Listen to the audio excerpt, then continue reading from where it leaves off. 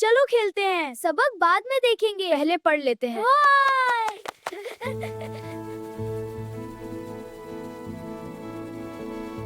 ये तीनों कजन्स कभी सबक याद नहीं करते थे।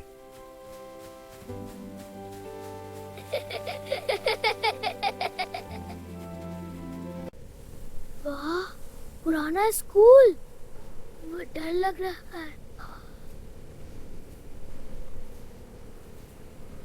अचानक दरवाजा खुद ब खुद खुल गया।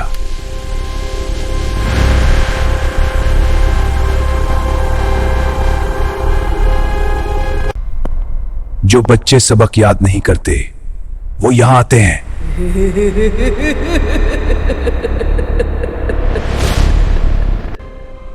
जो बच्चे सबक याद नहीं करते वो यहां आते हैं।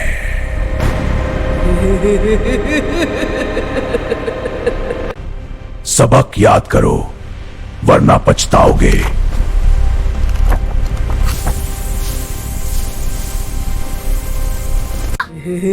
हमें माफ कर दो, हम आप पढ़ेंगे।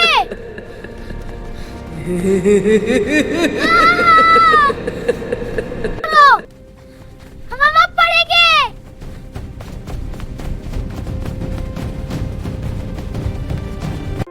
अगले दिन से वो रोज पढ़ने लगे।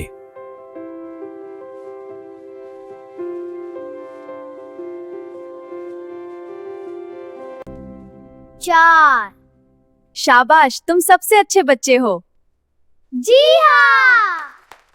बहुत अच्छे, सब बहुत ज़हीन हो।